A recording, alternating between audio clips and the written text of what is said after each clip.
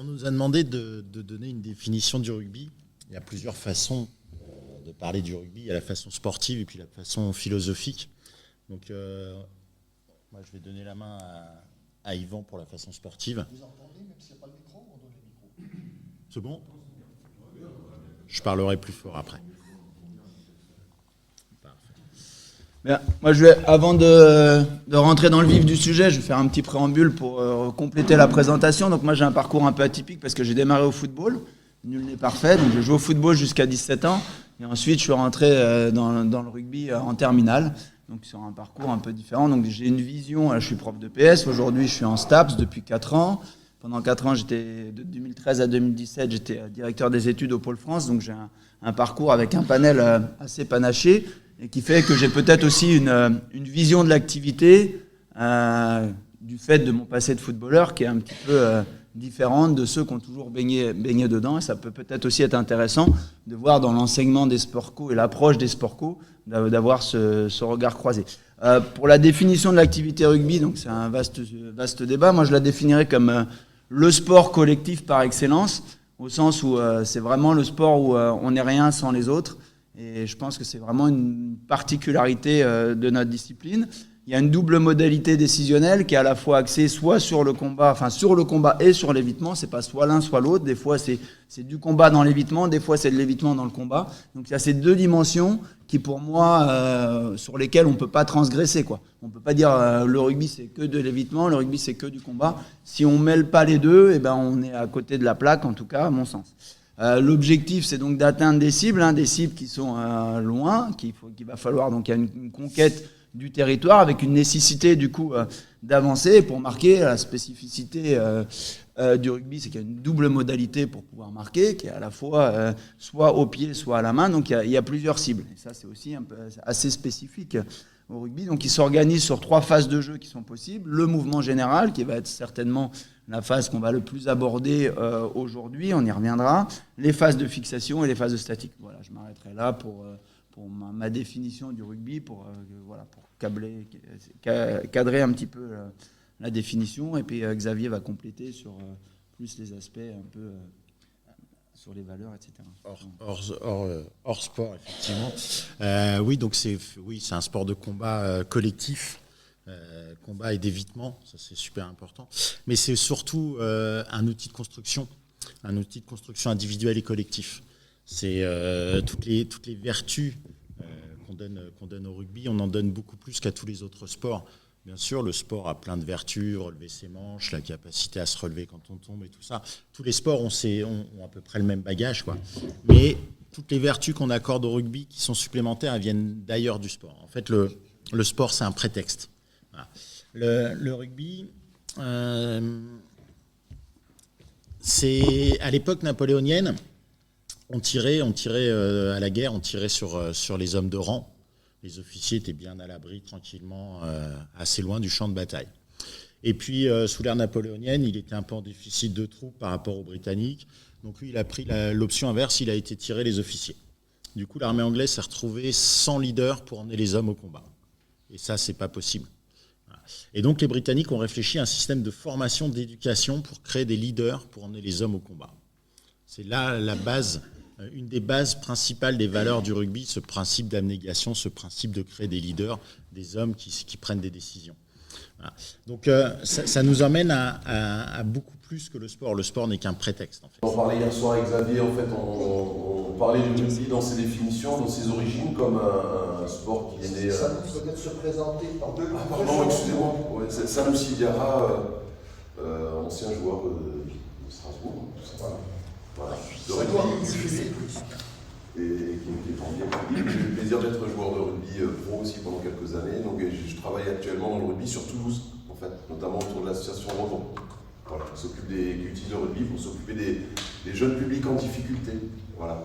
Donc on est revenu, on en parlait hier soir, on est revenu à la fonction éducative un peu du rugby. Et on se rappelait tous les deux que le rugby a été créé dans un collège de l'Angleterre post-victorienne avec une nouvelle classe émergente, une forme de bourgeoisie qui se cherchait un peu des modalités d'éducation à l'époque de ces jeunes garçons, maintenant ça concerne les jeunes filles, mais que les règles du rugby ont été codifiées pour éduquer les jeunes garçons dans un établissement scolaire, des jeunes garçons qui qu'il fallait un peu recadrer parce que c'était des petits cons, on peut le dire comme ça à l'époque. Et donc voilà, on est à peu près sur la même époque, un peu plus tard, mais c'est fin du 19e siècle. Continuité, effectivement, donc c'est vraiment un élément d'éducation, de formation des jeunes. Voilà. Au départ pour emmener les troupes au combat, puis ensuite pour les garder dans un système un peu plus sérieux. C'est sûr que les valeurs éducatives, voilà, elles viennent de là. Hein. Le rugby est né dans les collèges et il avait cette vertu d'éduquer les jeunes. Et l'idée, c'était d'avoir la troisième mi-temps. Elle est aussi née de ça, de cette culture-là. Et ça a été vraiment un acte fondateur de notre activité et qui perdure encore aujourd'hui. Pour les jeunes qui sont là-haut dans la salle, il faut savoir qu'au début, il n'y avait pas d'arbitre. C'était les capitaines qui se mettaient d'accord entre eux pour savoir sur quel règlement on allait jouer, parce que chaque école avait son propre règlement. Donc on se réunissait entre capitaines. Bon, voilà, nous on joue comme ça, nous on joue comme ça, on fait un mix des deux, bim. Et c'était de l'auto-arbitrage. Et puis petit à petit, voilà, on a dû réglementer. C'était un sport très très violent à l'époque. Et petit à petit, voilà, ça s'est structuré avec la nécessité d'en faire un sport. Mais tout ceci n'a été possible parce qu'il y avait un grand monsieur dans ce collège de rugby, c'était Thomas Arnold, qui préconisait le self-government, c'est-à-dire que les gamins, enfin les étudiants, ce qu'on voudra, choisissaient de se mettre en route pédagogiquement parlant quand ils le voulaient. C'est-à-dire on ne les pressait pas à faire des maths et ainsi de suite. Et c'était bénéfique au niveau du rugby parce qu'ils s'organisaient d'eux-mêmes. Et après, il a fallu mettre en place, bien sûr, des règles pour qu'on puisse s'affronter entre différents collèges. Mais au départ, c'était quand même cette notion de liberté qui a permis à ce sport de se développer. Alors, on est toujours sur la première question. En fait, pour ce style de conférence, il faut savoir de quoi on parle. Donc, la première question pour les intervenants et pour vous, c'est pour vous, quelle est votre définition du rugby? Qu'on sache de quel rugby on parle. Donc, on en est toujours. Pareil, pour un petit peu prendre du recul ou prendre un autre angle, la mère de Forrest Gump elle disait toujours que la vie c'est comme une boîte de chocolat. Je ne sais pas si vous avez tous en tête cette référence, mais c'est aussi une des définitions qu'on peut donner du rugby, quoi. C'est que le ballon de rugby il rebondit où il veut, quoi. C'est donc ça oblige à devenir agile, ça oblige à ne pas rester sur des schémas de pensée qui sont toujours les mêmes.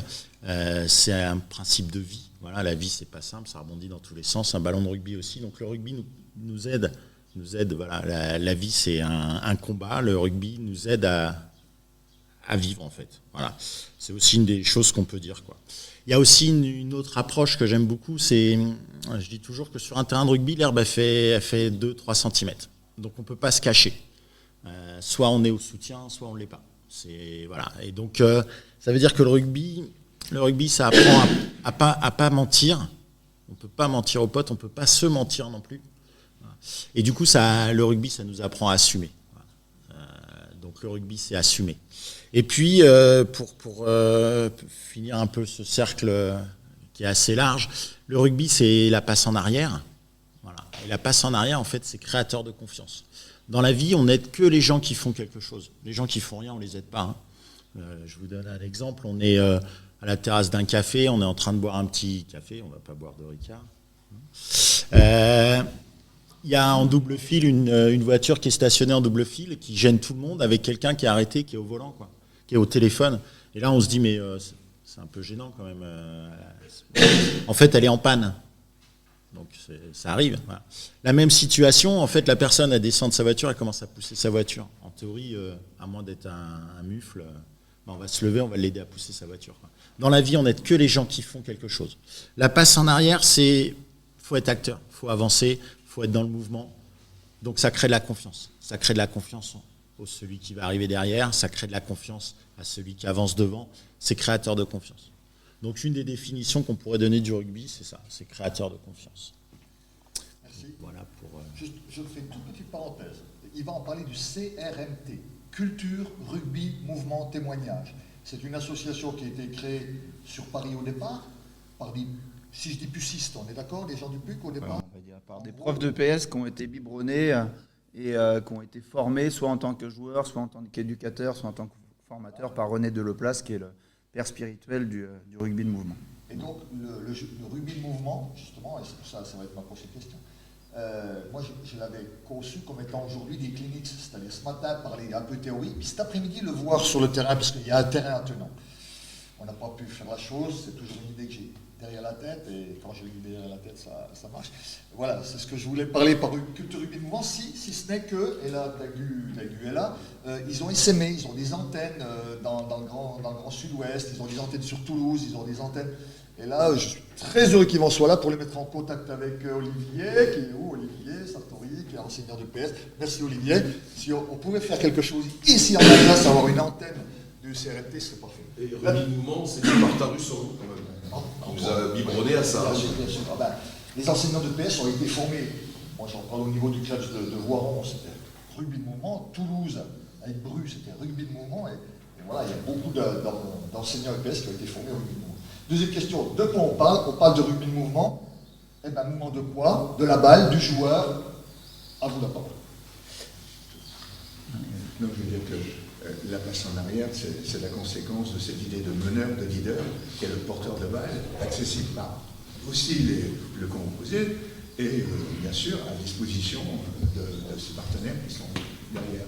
C'est le premier qui se rapproche de la cible, qui se rapproche de cette ligne tombée fatidique. C'est dans l'idée du leadership et du meneur que recherchaient les Anglais. C'est ça.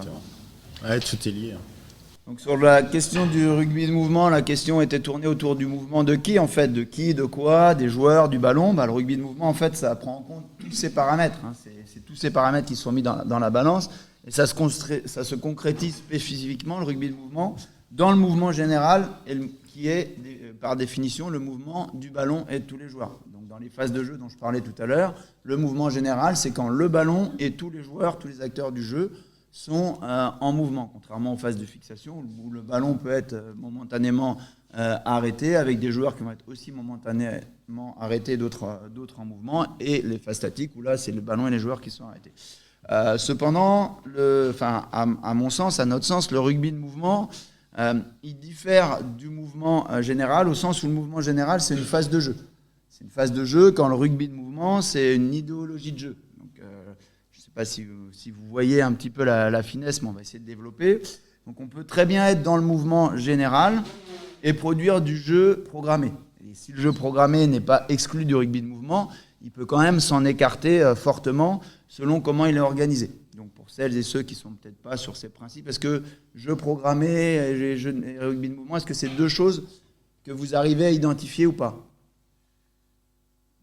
N'hésitez pas, ce n'est pas forcément quelque chose de simple, mais pour mieux comprendre en fait.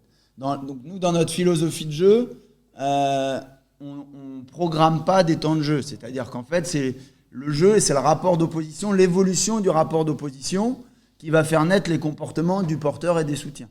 Contrairement au jeu programmé où on dit sur le premier temps, on va faire tel mouvement, on va se donner rendez-vous à tel endroit, toi tu vas faire ça, tu vas venir ici déblayer là, tu vas venir sécuriser, toi tu vas venir relayer, on va enchaîner tel sens, etc. Et ce que fait de façon très, très abouti le Leinster, c'est un jeu programmé, qui est très programmé, qui est très huilé. On voit que c'est, même s'il y a plusieurs options de jeu, c'est toujours très très programmé, très dirigé. Contrairement au Stade Toulousain qui lui est plutôt dans la libre initiative du joueur. Et c'est là où il y a deux oppositions de style qui s'affrontent. Il n'y en a pas une qui est meilleure que l'autre. Nous on penche plus pour l'autre parce que c'est une sensibilité en fait qu'on a, mais on ne peut pas dire que ce que fait le Leinster ou ce que font les Sudaf, c'est pourri. La preuve, c'est que c'est des équipes qu'on retrouve régulièrement au plus haut niveau. Mais en fait, nous, c'est une approche qu'on a, donc qu'on défend ardemment. Voilà. Donc le rugby de mouvement, c'est ça en fait. C'est essayer de faire en sorte, dans l'idéologie telle que Deleplace l'avait décrite, c'est de faire en sorte que le ballon ne s'arrête jamais. Okay, et de considérer l'arrêt du ballon, en fait, comme un accident de jeu. Donc le ruck, c'est une conséquence d'une défense qui a pris le pas sur l'attaque et donc d'un arrêt momentanément du jeu.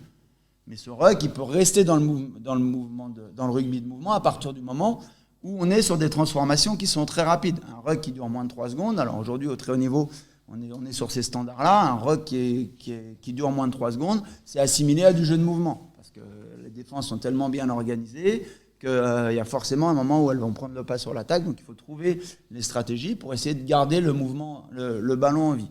Contrairement à certaines formes de jeu, où on est sur du jeu programmé ou un rugby de défi, où là on va essayer de gagner le combat, le contact, le combat par le contact et d'avancer par le contact, et où là on va multiplier les temps de jeu. Donc c'est un peu ça la différence entre, si on doit définir ce qu'est le rugby de mouvement par rapport à du rugby de combat ou du rugby qui est plus sensibilisé sur du jeu programmé, la différence elle se fait plutôt à ce niveau-là. Donc le jeu de mouvement, c'est la volonté de d'abord déplacer le ballon dans les zones laissées libres par l'adversaire, et donc un jeu qui est basé prioritairement sur l'évitement et la recherche de l'espace libre.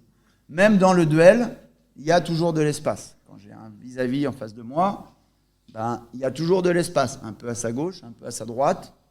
Et quand on est sur un rugby de mouvement, on va essayer de travailler son vis-à-vis. Travailler son vis-à-vis, ça veut dire essayer de jouer sur les appuis, comme on peut le faire au handball, pour sortir du marquage de l'adversaire. L'adversaire est en face de moi, je peux aller lui péter dans la gueule bêtement, passez-moi l'expression, auquel cas je suis sûr quasiment à 99,99% de passer par le sol, ou alors je peux essayer de jouer mon duel en essayant de le travailler sur les appuis pour passer dans le dos et peut-être assurer la continuité du jeu. Donc nous, on est sur cette approche-là. Donc le rugby de mouvement, il n'est pas opposé au combat. D'accord ? C'est-à-dire que ça ne s'oppose pas au combat. Mais on a un combat qui est différent du rugby d'affrontement. Dans le rugby d'affrontement, on va aller affronter pour mettre un cul, là, ce que tout le monde adore. Ouais, il a mis un cul, c'est génial. Ouais, il a mis un cul, mais en fait, il a fait 1m50. Peut-être s'il n'avait pas mis de cul et qu'il avait travaillé sur les appuis, il aurait fait 2m50. Et son équipe, du coup, aurait été dans une dynamique plus positive. Donc c'est là-dessus, en fait, nous, qu'on essaie de travailler. Ça ne veut pas dire qu'on ne va pas défier, ça ne veut pas dire qu'on ne va pas percuter. Il y a des moments où les situations sont fermées, on est obligé de passer par ces phases de percussion et de défi. Mais si on peut rester sur ses appuis et garder le ballon en vie et le porteur de balle en vie, on estime qu'on a plus de chances de breaker l'adversaire qu'en étant sur un jeu très axé sur le défi. Voilà. Donc, ce que j'en retiens, 2, prise d'information, 3, intelligence du joueur. Prise d'information, intelligence du joueur. Ouais, forcément, je vais alimenter ce que dit Yvan d'une autre manière. Faut se rappeler quand on entraîne des gamins, quand on entraîne des joueurs, selon le niveau auquel on entraîne, en fait, la réponse n'est pas tout à fait la même. Mais le but au rugby reste le même, c'est que le ballon aille le plus vite possible derrière la ligne d'essai. C'est ça. Donc si c'est ça le but, à partir du moment où le ballon s'arrête, on n'est plus dans le but du rugby. Donc si on garde ça en tête, ça permet aussi de se dire que le combat, il en faut à certains moments. Quand est-ce qu'il faut du combat, quand est-ce qu'il n'en faut pas. Mais on n'est pas sur combat ou évitement. C'est combat et évitement, donc c'est bien ce que tu dis. Voilà. Si on prend l'Alsace, terre de rugby, un peu moins que dans certains endroits, la formation aujourd'hui, on se retrouve avec des clubs qui ont des niveaux moyens. Voilà. Et du coup, dans le niveau moyen, quand on regarde les matchs, très souvent, quand même, on se rend compte que la défense adverse, elle est déjà très très concentrée. C'est sur les écoles de rugby, je pense qu'il y a des indicateurs par là. On a plus un troupeau en défense qu'une ligne de défense en 1 contre 1. Le rugby, c'est 15 joueurs contre 15 joueurs, tu parlais de se démarquer, donc c'est du 1 contre 1 collectif en fait. Mais si on a déjà une défense qui est groupée, il n'y a absolument pas besoin d'aller au combat. Le combat, c'est un impératif dans le rugby en défense, beaucoup plus qu'en attaque. Voilà. Et puis, il faut aussi garder en tête que quand est-ce que je dois aller au combat. Voilà. Et puis, le combat, c'est attaquer l'épaule faible, c'est attaquer l'espace libre, c'est pas forcément attaquer le joueur. Voilà. Donc, c'est toutes ces notions qu'il faut mêler avec toute la praticité dont tu parles. Vous savez, quand vous parlez d'un mouvement différent, un mouvement vers quoi finalement? Parce qu'on peut imaginer que les victimes, l'Afrique du Sud sont plutôt dans un sport d'impact, que le rugby à 7, c'est vrai que les gens sont plutôt dans un sport d'évitement. On parle du bilan du rugby alsacien, et j'adore le t-shirt de Philippe, tu peux te connaître, merci. Mais effectivement, pour ceux qui sont au courant, combien de parents ici, combien de joueurs, combien d'encadrements par rapport à... C'est quoi le nombre de licenciés en Alsace, Philippe et... Plus de 3 000. Combien de présidents, combien de directeurs, d'où on part, où on en est aujourd'hui et où on va. Et en fait, la question ne serait peut-être pas celle du projet. Est-ce qu'aujourd'hui, il y a un projet qui est décliné au niveau de la fédération, que ce soit sur la question du jeu, que ce soit sur la question comportementale et des interactions entre différentes parties prenantes, de l'arbitrage aux éducateurs que tu représentes, et voilà, la parentalité qu'on a été, aux joueurs, à certaines choses. Et on se le dit très clairement, on se connaît bien, on ne se ment pas. Aujourd'hui, c'est quoi effectivement la dynamique que vous avez envie d'emmener, parce que vous venez de Paris, tu vas dire, Philippe. Oui, alors juste une parenthèse, aucun des deux ne représente la fédération. Non. Et j'ai cru que non, la fédé est un des éléments moteurs théoriquement du sport et de ce qu'on a envie d'emmener. Voilà. J'ai adoré le début de ta question parce que tu fais référence au Sudaf, au All Black. Voilà. Je ne crois pas que prendre en référence le rugby de haut niveau soit la solution. Ça fait partie de la solution, mais ce n'est pas la solution. Et donc, encore une fois, si tu entraînes des U8 ou si tu entraînes des U18 nationaux, la notion du 1 contre 1, la notion de défense, la notion de montée en ligne ou de troupeau n'est pas tout à fait la même. Et donc le mouvement, il doit s'adapter en fonction du niveau de jeu. Voilà. Mais en gardant en tête que tu demandais vers où faut avancer vers mettre le ballon le plus vite possible, le plus de fois possible que l'adversaire derrière la ligne d'essai. Voilà. Et tout ce qu'empêche ce ballon d'aller vite derrière la ligne d'essai, c'est peut-être des choses à proscrire.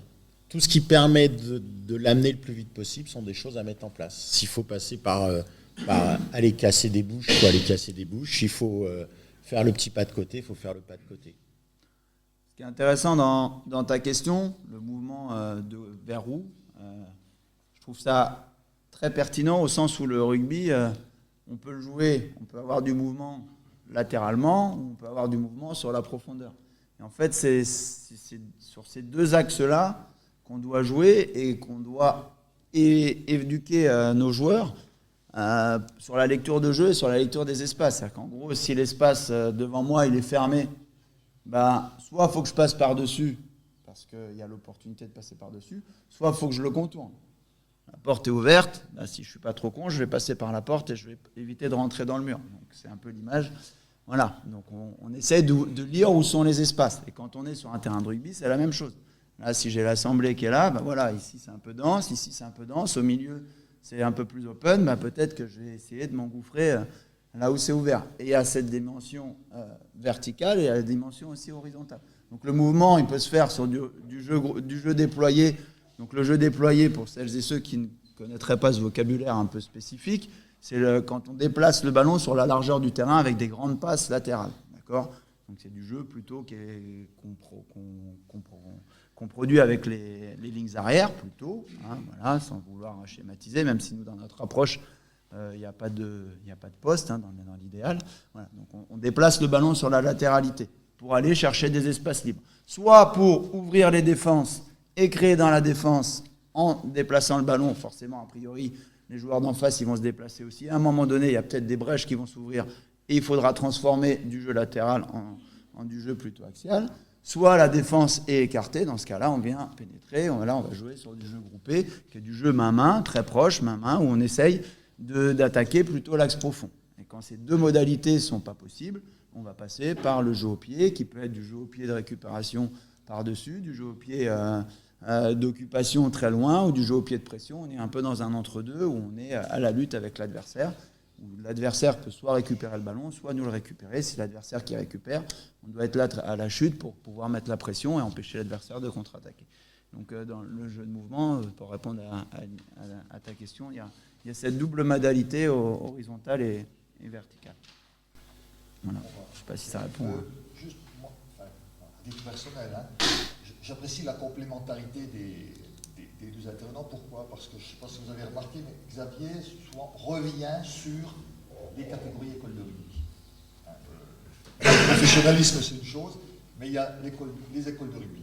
Et Yvan, il a travaillé aussi avec donc, mais revenir sur la formation ici, moi, ça me paraît intéressant. passe à la question suivante. Il y a une Pardon. question de... Qui avait une question? Ça Ça, me- non? Je Vas-y. voulais nommer ces petites Vas-y. remarques parce que tu parlais du rugby pro, on parlait des écoles de rugby, mais en fait le rugby, pour le développer, surtout des terres comme en Alsace, il faut passer par des initiations. Et je trouve que dans les initiations, on a justement souvent le loisir de travailler l'espace du terrain dans lequel on veut faire découvrir le rugby. Si tu joues à 5 contre 5 et que tu fais un terrain de 10 mètres de large, tu vas te retrouver, tu vas suggérer du rugby d'affrontement. Si tu élargis le terrain, tu vas créer justement cette culture de comment je fais pour aller dans mon but adverse, mais je vais prendre les espaces. Juste se rappeler aussi qu'il y a d'autres modalités de rugby que le rugby de compétition FFR et que le rugby de très haut niveau. Il y a notamment toutes les initiatives. Je sais que les profs de BS notamment, vous êtes friands de ça, mais on a la capacité de jouer sur les espaces en construisant les terrains, je trouve, et qu'en mettant beaucoup de largeur, on peut suggérer justement un inviter à ce rugby de mouvement, il me semble. Et pour compléter ton propos, en tant qu'éducateur, entraîneur, et qu'on soit sur l'école de rugby, sur des hauts niveaux jeunes ou sur du très haut niveau, on est sur ces modalités où on va manipuler l'espace. Et une autre modalité qui est utilisée dans la méthodologie telle que Deleplace l'avait préconisée à l'époque et sur laquelle nous on s'appuyait, on utilise aussi beaucoup la règle. C'est-à-dire qu'on joue avec la règle, on manipule la règle pour obtenir des comportements. C'est-à-dire que si vous imposez à des gamins ou à des adultes, etc., de plaquer aux jambes, eh ben forcément, le train moteur va être potentiellement visé et arrêté, mais on a la liberté des bras et des mains. Donc, on peut jouer au contact, donc on peut faire vivre le ballon autrement. D'accord ? À partir du moment où on vient attaquer en haut, ben on va supprimer potentiellement la capacité de l'adversaire, où il va falloir qu'il s'organise différemment pour faire vivre le ballon, etc. Donc en jouant sur les modalités de règlement et en adaptant les règles, en imposant des règles, et c'est ce qui se fait pas mal en école de rugby, avec le toucher 2 secondes, on y reviendra tout à l'heure, avec les différentes formes de rugby qui sont préconisées, ben, on a des transformations qui sont visibles dans les comportements des joueurs. Et il y a 15 jours, là, donc, j'ai organisé une table ronde à l'université Paris-Saclay où il y avait Pierre Villepreux et Daniel Boutier qui sont venus débattre sur ces notions. Et Pierre nous disait que lui, qu'il est les gamins de Tahiti, quand il est parti à Tahiti, ou qu'il est l'équipe de France, en fait, il était sur les mêmes conceptions. Donc, s'il n'y a pas ce rugby-là, il s'enseigne du grand débutant à l'expert. Il a ce panel-là, avec bien sûr des niveaux de pratique différents. Mais voilà. Donc, c'est transposable, en fait. C'est transversal. Moi, si je peux intervenir, Gilles, donc le joueur de rugby, et j'ai eu la chance d'apprendre le rugby avec Philippe, et notamment Philippe Tarusson. Ouais, Philippe Tarusson. Et du coup, j'ai bien aimé la NSR opposée à Toulouse dans le fait que le patron, c'était celui qui était porteur du ballon, et puis que toute l'équipe derrière, elle doit s'adapter en fait à la situation et être intelligent par rapport à ce qui est proposé. Et la NSR, c'était les phases statiques. Au départ, tout le lancement du jeu se fait à chaque fois à travers une phase statique. Et nous, on a appris beaucoup de phases de départ. Et ensuite, on crée une concentration de joueurs dans la première phase pour libérer les espaces. Et pour créer un surnombre, en fait, c'est ça à chaque fois le but du jeu, en fait. Pour que l'ailier soit libre et qu'en face de lui, il n'y ait plus personne pour aller planter son essai, quoi. Après, derrière, il y a des contrats, on va aller chercher tout ça. Et du coup, là, les deux philosophies, là, elles sont, pour moi, pas complètement opposées, en fait. Au départ, il y a toujours une phase statique, où il y a toujours un lancement de jeu, et on donne rendez-vous à toute l'équipe. C'est là que ça va se passer, c'est là qu'on va concentrer le jeu, et après, on va se donner les options pour créer un surnombre à droite ou à gauche. On voit souvent, on revient au centre du jeu pour fixer au maximum les joueurs, qui a libéré les espaces, et donner le choix à la charnière. Le but reste le même, mais les moyens mis en œuvre pour atteindre le but sont différents. C'est-à-dire que le Leinster, je te dis, c'est beaucoup de jeux programmés où ils ont un panel, pour avoir assisté il n'y a pas si longtemps, tu étais là aussi, je crois, sur l'intervention de Stuart Lancaster qui présentait un peu comment il fonctionnait avec le Racing. Tu sens que c'est quand même des choses qui sont très programmées, très travaillées dans le détail, etc. Là où à Toulouse, tu vas être sur l'inspiration.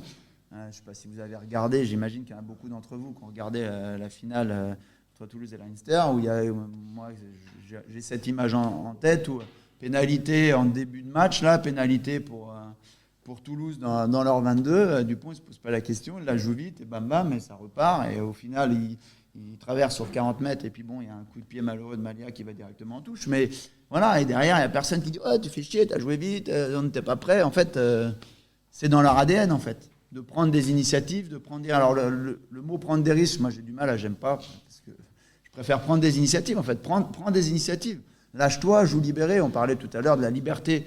Le rugby, c'est un sport où on a une liberté qui est énorme. C'est certainement le sport où il y a le plus de liberté. En attaque comme en défense. En attaque, on peut porter le ballon, on peut le passer, on peut le botter, on peut percuter l'adversaire avec le ballon. En défense, on peut attraper, on peut ceinturer, on peut amener au sol, on peut arracher le ballon. Enfin, c'est sans fin, quoi. Donc, Voilà, donc vous voyez, le temps qu'on a déjà pris pour définir de quoi on parle. Premièrement, définir le rugby, on n'a pas fini, oh là là. Définir le rugby et le jeu de mouvement. On parle que du promoteur, celui qui a la balle, qui a cette liberté. Mais moi, je trouve plus important de parler surtout de la notion de soutien. On va y aller. Parce que quand on regarde Toulouse, il y a un soutien derrière, il y a un latéral à droite, un latéral à gauche, généralement, et on a l'opportunité, justement, de pouvoir faire vivre ce ballon plus longtemps. souvent, on fait l'erreur de penser que le rugby de mouvement, c'est quelque chose qui ne se travaille pas. C'est quelque chose qui est inné, comme si les mecs, ils avaient la science du jeu. Mais en fait, ce qui fait que ça fonctionne à Toulouse, c'est ce que tu dis là, c'est que en fait, c'est travailler en permanence. C'est-à-dire qu'à l'entraînement, ils travaillent des formes de jeu en opposition où les joueurs ont cette opportunité, ces possibilités de jouer. Et en fait, ils sont capables de lire des situations et d'identifier que là, mon soutien, je dois le porter là extérieur, là dans l'axe, là plutôt intérieur, là je dois prendre la largeur, là je ne vais pas être concerné par le premier temps, je vais être concerné peut-être par le deuxième ou par le troisième temps, donc j'anticipe et je me déplace sur la largeur, ou au contraire je me déplace dans la profondeur, etc. etc. Donc en fait, c'est des formes de jeu qui s'entraînent et qui se travaillent. L'entraînement au jeu de mouvement, c'est quelque chose qui existe. Voilà. On peut aussi, effectivement, on est 15 sur le terrain dans la même équipe, il n'y a qu'un seul ballon quand même. Ça veut dire qu'il n'y a pas 14 joueurs qui font rien. Ils ont un rôle. Le jeu, c'est le non-porteur de balle est plus important pratiquement que le porteur de balle. C'est lui qui va apporter les solutions, c'est lui qui va apporter le soutien ou la conservation. Voilà. Donc les non-porteurs de balle, et ça en école de rugby on ne les travaille pas assez, on est trop axé sur le porteur de balle. On félicite celui qui marque l'essai quand on regarde les matchs de top 14, voilà, mais en réalité c'est celui qui a apporté l'essai qu'il faut féliciter. Et puis faut peut-être ne pas parler de combat et d'évitement, mais peut-être d'intelligence de jeu aussi pour amener les parents des enfants d'abord à ce qu'ils viennent un peu plus aussi et qu'on ait un peu plus de soutien. Peut-être attaquer sur la prochaine question, elle est justement dans l'entrée dans le rugby. Elle est différente selon que le premier éducateur est un tenant du combat ou un tenant de l'évitement. Donc la culture française montre très souvent qu'on est tout noir ou tout blanc. Enfin, je veux dire, moi j'ai beaucoup connu, je suis du combat ou je suis de l'évitement. Ma question c'est, est-ce qu'on ne pourrait pas y mettre un peu de couleur ? Non, mais ça va dépendre de l'âge des enfants d'abord. Et puis il y a une question de sécurité aussi. Voilà, donc savoir comment prendre, comment encaisser ou ce qu'on voudra. Mais c'est vrai que l'évitement au départ il semble nécessaire. La première il semble nécessaire, et puis après d'aller au contact progressivement avec un travail quand même conséquent sur ses attitudes. Enfin, Grand plaisir du coup Philippe pour répondre à ta question et pour mettre un peu de couleur et tordre un peu le cou aux idées reçues. J'en ai déjà parlé tout à l'heure sur... voilà, je voudrais quand même préciser que le rugby de mouvement tel que nous le concevons, et le redire, pour bien l'affirmer haut et fort pour celles et ceux qui n'arriveraient pas à l'entendre, n'exclut en rien le combat. À aucun moment, il a été question d'exclure le combat du rugby de mouvement. Donc, le rugby, par ses règles, par son identité, par son histoire, c'est un sport où le combat collectif et individuel prennent une part importante. Et si on exclut ça, pour moi, on sort un peu du cadre du rugby, on dénature un peu l'activité. Et du coup, il importe aussi de savoir à qui on s'adresse et comment rentrer en fait dans l'activité, aussi en fonction de son public, qu'il soit débutant ou qu'il soit expérimenté. Et moi, quand je prends une équipe, quand j'entraîne, en fait, je vais adapter ma planification tactique, stratégique, ma planification sportive sur la saison en fonction du public auquel j'ai affaire. Quand je suis arrivé, j'entraînais les Réchelles du Racing, je suis arrivé à Massy. La première année, j'arrive sur les Crabos de Massy, une équipe avec un fort ADN, black blamber de gamins qui n'ont peur de rien, qui craignent personne, etc. J'ai dit, je vais rentrer dans le rugby. Par quoi ? Par la défense et par le combat. Et je vais commencer ma saison en leur disant, voilà, nous, notre ADN, là, ce qui va faire notre force cette année, c'est notre capacité à défendre et exploiter les balles de récupération. Donc on est rentré sur l'aspect tactique et sur la planification de l'entraînement par ce biais-là, par le fait de défendre pour attaquer. Nous, aujourd'hui, notre fil rouge sur la saison, ça va être défendre pour attaquer. Comment défendre pour récupérer des ballons et exploiter les balles de récup. J'avais des athlètes pas possibles, des gamins qui couraient vite, qui tapaient fort, qui duraient longtemps. Xavier aussi passé par Massy. Voilà, on a ces populations-là à Massy. Vous le savez certainement, quand on voit tous les joueurs qui sont formés là-bas, c'est beaucoup des joueurs qui ont des profils athlétiques très importants. Du coup, voilà, la première année, j'ai basé ma planification là-dessus, sur le fait de défendre pour attaquer. Donc on défend fort, derrière l'adversaire, on le dégoûte d'attaquer, on récupère des ballons et on exploite les balles de récup. Après, on est revenu sur les aspects offensifs. L'année d'après, j'avais un groupe qui montait, qui est plein de qualités. Ma ligne de 3/4, pour ceux qui suivent un peu le rugby, j'avais Lester Etienne qui est aujourd'hui au Stade Français, j'avais Karim Kadiri qui est aujourd'hui à Grenoble, j'avais Maëlan Rabu qui est aujourd'hui à Toulon. J'avais des joueurs qui étaient quand même très, très intéressants. Et du coup, là, j'ai inversé. J'ai commencé par les aspects offensifs. Parce que la particularité de notre discipline, c'est qu'on ne joue pas au rugby de la même façon en ce moment qu'il y a un mois quand il tombait des seaux d'eau. Donc, on a une adaptation tactique et stratégique aussi à adapter. Et il faut aussi que notre planification tactique, elle tienne compte de ça. Donc, j'étais rentré dans la deuxième année sur... Je vais démarrer la saison septembre-octobre, il fait encore à peu près beau. C'est là où on démarre le championnat.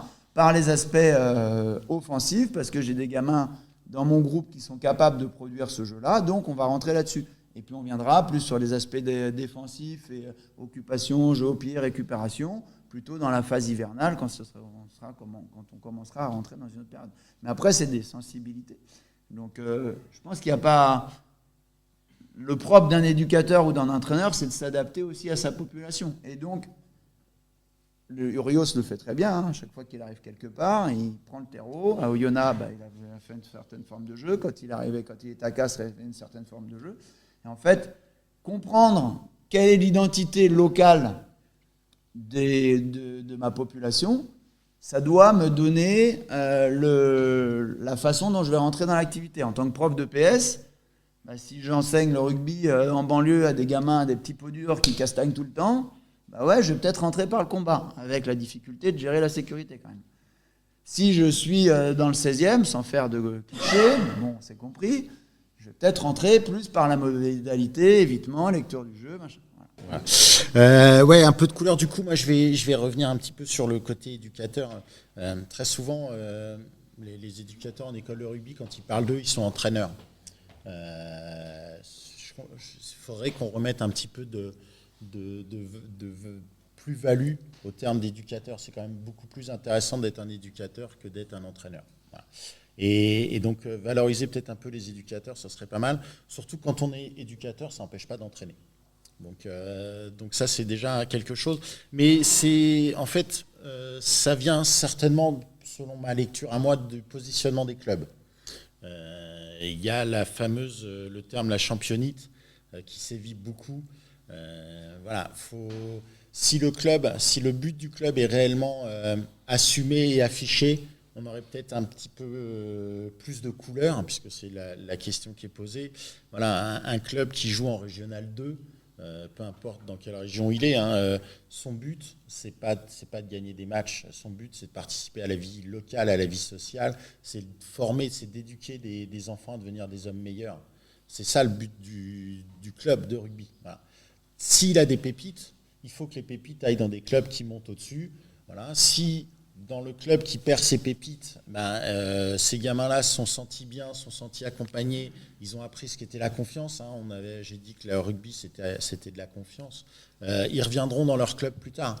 Et puis, dans tous ces clubs qui ont peur de perdre leurs pépites, on soigne rarement les deuxièmes couteaux. Or que c'est les deuxièmes couteaux qui vont rester. C'est les deuxièmes couteaux qui vont faire l'ADN du club, qui vont rester, qui vont transmettre, qui vont nourrir. Donc il faut remettre l'église au milieu du village.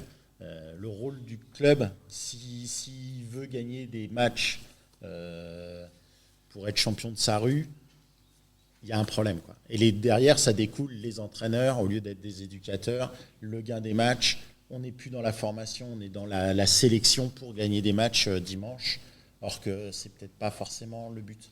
Et puis c'est le problème de notre société, c'est qu'on travaille tout à court terme au lieu de travailler à long terme.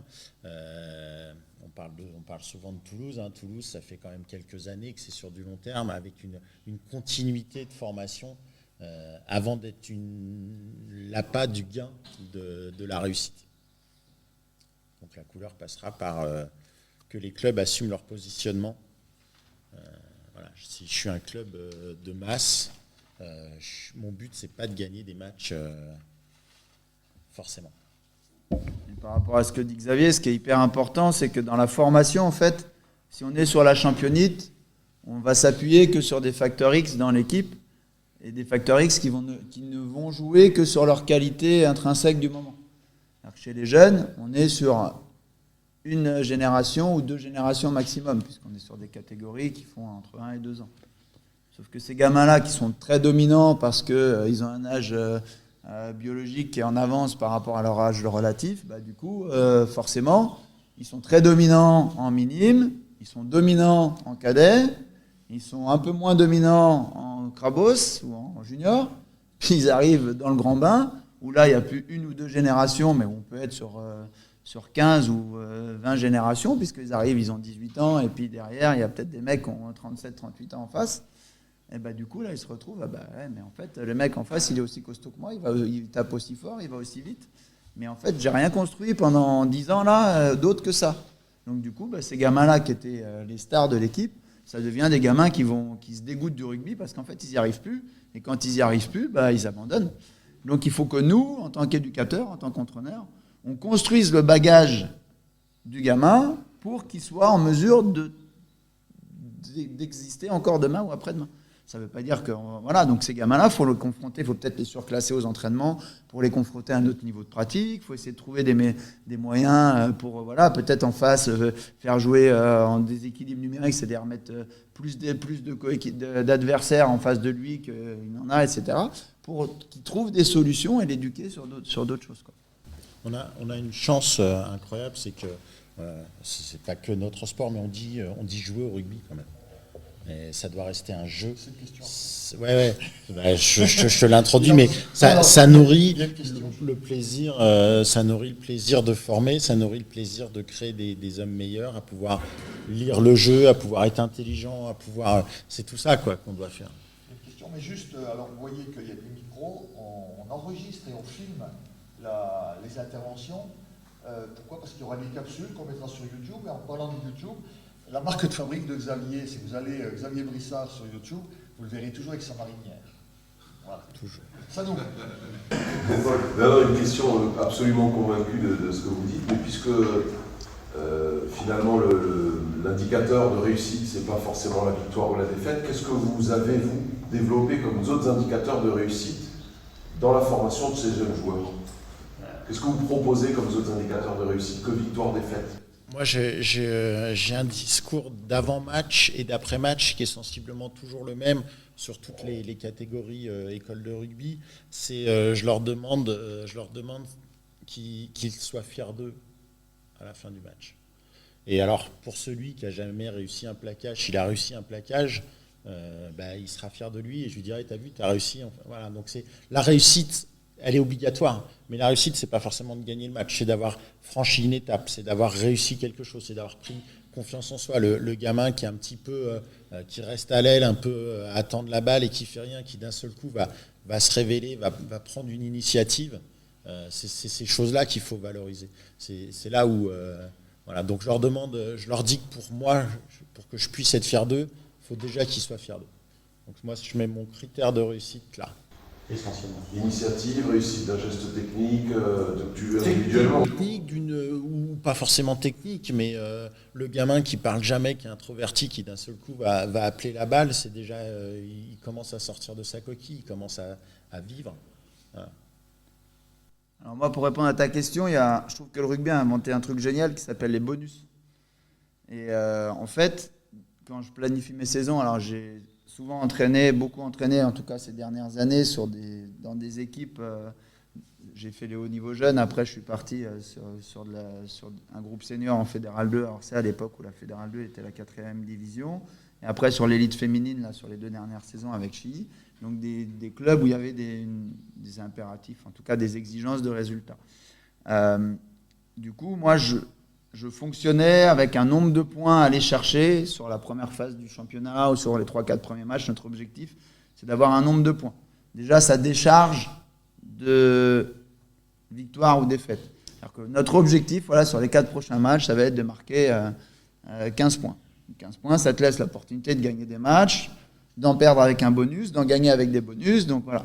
Et du coup, c'est vrai que ces bonus, ça te permet aussi d'évoluer en relativisant un petit peu l'importance de la victoire ou de la défaite. Donc ça, c'était un moyen aussi de pouvoir se donner l'opportunité d'atteindre des objectifs, parce qu'on sait que les objectifs, s'ils ne sont pas atteignables, ils n'ont pas de sens.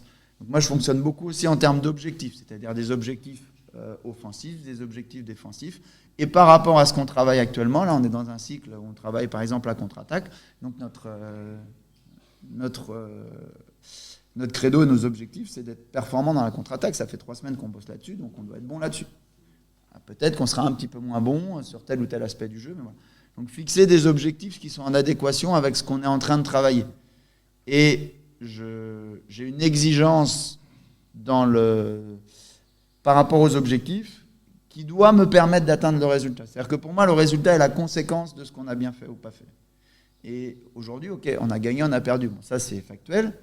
Mais pourquoi, en fait ? Qu'est-ce qui fait qu'aujourd'hui, on peut très bien avoir gagné sans avoir rempli les objectifs ? Auquel cas, tu rentres au vestiaire, tu as tout le monde qui fait la tronche, l'entraîneur qui fait la tronche et qui pourrit les mecs. Et des fois, tu vas perdre, mais tu vas avoir la banane parce que putain, tu as tout donné et puis tes objectifs, tu les as atteints, en fait.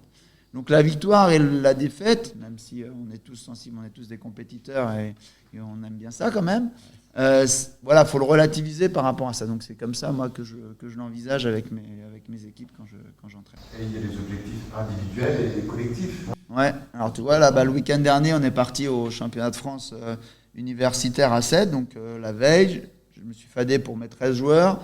Leurs points forts, leurs axes d'amélioration, les objectifs individuels que moi je leur fixais en tant que coach dans la compétition et les objectifs collectifs que je leur fixais à eux dans la compétition. Et après, je les ai pris en entretien individuel dans le train et je leur ai demandé qu'ils me fassent aussi, eux, ce qu'ils pensaient d'eux, de se présenter en fait. C'est quoi tes points forts ? C'est quoi selon toi tes axes d'amélioration ? Qu'est-ce que tu viens chercher dans ce tournoi ? Là, on va au championnat de France à 7. Qu'est-ce que tu viens chercher individuellement ? Qu'est-ce que tu viens chercher collectivement ? Si tout le monde m'avait dit, bah Yvan, nous on vient chercher fin d'année, pendant 2 jours, on va faire la bringue avec les potes. Ok, c'est un projet collectif, c'est votre projet. Dans ce cas-là, on ne va pas s'emmerder avec le rugby. Je ne vais pas être exigeant sur un truc que je ne peux pas atteindre puisque la majorité de mon groupe n'a pas envie d'être compétitif, a juste envie de faire la bringue. On va faire la bringue et on va s'organiser pour faire un truc sympa. Tu vois ? Et là, ils m'ont tous dit, heureusement, puisque c'est quand même ce pourquoi on était venus, ça coûte un peu d'argent à la fac quand même quand on va au championnat de France, ils m'ont tous dit, voilà, on vise un podium. Je dis, bah, écoute, très bien, dans le podium, ça n'exclut pas d'être champion. Et puis voilà, et puis du coup, on a construit autour de ça. Tu vois ? Et cet échange, en fait, croiser les regards entre ce que toi, en tant que coach, tu attends d'eux, et ce que eux, en tant que joueurs, ils attendent d'eux, et ce qu'ils sont prêts à mettre, en fait, comme ingrédient pour atteindre des objectifs, bah, je trouve que c'est important. Moi, tu vois, quand avec les filles, toutes les 3-4 semaines, je faisais, à l'issue des blocs de match, les blocs c'était 3-4 matchs, à chaque fois je faisais un bilan avec les filles sur où elles en étaient par rapport aux objectifs que je leur avais fixés, est-ce qu'ils sont atteints, pas atteints, et voilà. Et ça c'est important de régler le curseur, parce qu'on sait qu'on ne peut pas être tout le temps là, des fois il y a des moments où on va être là, des fois. Et voilà, si on règle jamais le curseur, c'est compliqué, quoi. On est au bord de la préparation mentale en fait. Et c'est souvent sous-exploité quand on entraîne. Il y a beaucoup de prépa physique, il y a beaucoup de prépa technique, il y a beaucoup de collectifs. Mais la préparation mentale, c'est quelque chose de très important. Une question, Daniel? C'est pas vraiment une question, c'est pour enchaîner sur ce que tu dis par rapport à la préparation mentale. Juste pour info, ce matin sur France Inter, il y avait une interview de Jean-Philippe Lachaud qui vient de sortir un bouquin qui s'appelle Y a-t-il une réelle intelligence du sportif? Je l'ai entendu dans la voiture en venant. Et c'était l'apport des neurosciences justement par rapport à la préparation mentale des sportifs. Et en fait, il donnait des exemples. Et par rapport justement à la remise en question et par rapport à l'échec, en fait. Comment gérer l'échec, comment... Et il citait l'exemple, par exemple, de Nadal, qui il n'y a pas très longtemps disait, suite à un match contre Djokovic, où il avait perdu, il disait, en interview, on lui disait, bon voilà, vous avez perdu, comment? Et il disait, mais pour moi, c'est pas du tout un échec. Pour moi, c'est je sais maintenant ce que je dois bosser à l'entraînement. Et donc, voilà. Et écoutez l'émission, c'était très, très, très intéressant. Je vois qu'Yvan a noté déjà les références. Ça y est, c'est noté. Au départ, en tous les cas, on constate la situation de la ressource. Ouais, j'arrive, ouais, mais on a la ressource de départ, c'est ça, hein. Et puis, individuellement, on identifie quelles sont les forces et faiblesses des différents rôles qui sont à jouer dans l'équipe. Et après, derrière, on peut fixer un objectif collectif, en fait, par rapport à ce qui est étudiant. J'arrête là, C'est vachement intéressant, mais il y a des questions qui semblent... Donc, on revient un petit peu sur le rugby de mouvement. Dans un passé récent, sur le plan pédagogique, sont arrivées des formes de jeu qui visent à favoriser l'accès au rugby. J'ai donné 2 exemples sur lesquels ils ont réfléchi. C'est le jeu à toucher 2 secondes et le rugby à 5 à toucher. Qui pour moi, alors c'est purement personnel, n'est qu'un pas ersatz de ce qu'est le touch. Mais bon, ça c'est un autre débat. Donc, toucher 2 secondes et rugby à 5, loisir. Voilà. Moi, j'ai pas tellement envie de m'attarder sur le rugby à 5 touchés. Parce que c'est une pratique qui permet à des tas de gens de s'initier au rugby, c'est très bien. Si ça leur plaît, s'ils sont contents, j'ai rien à dire dessus. Par contre, je voulais beaucoup plus parler du rugby, du toucher 2 secondes, parce que très souvent, on est face à des collectifs qui aiment le combat, qui vont au combat, qui font des rucks, et du coup, qui pratiquent très peu le toucher 2 secondes ou les autres formes de toucher, parce qu'il n'y en a pas qu'un. En fait, quand le toucher 2 secondes, c'est un entraînement à une forme de jeu. C'est fait pour faire mettre en situation les soutiens. Souvent, on oublie quand on fait faire un exercice, il n'y a qu'une toute petite partie de ce qui se passe pendant l'action qui est intéressante. C'est celle-là qu'on veut voir.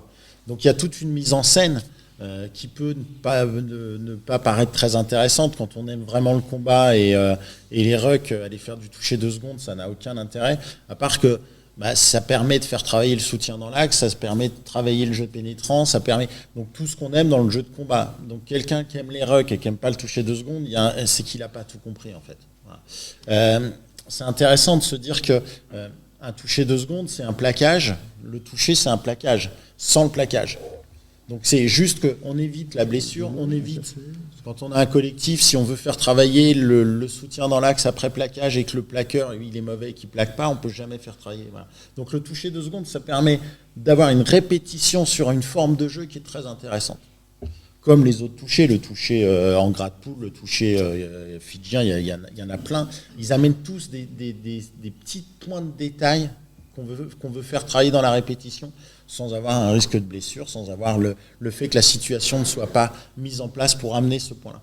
Donc voilà, les opposants du toucher 2 secondes, parce que c'est du toucher, c'est pas du rugby, c'est pas du combat, en fait il y a un moment où il faut prendre un petit peu de recul, réfléchir, et qu'est-ce que je veux voir quand je mets quelque chose en place.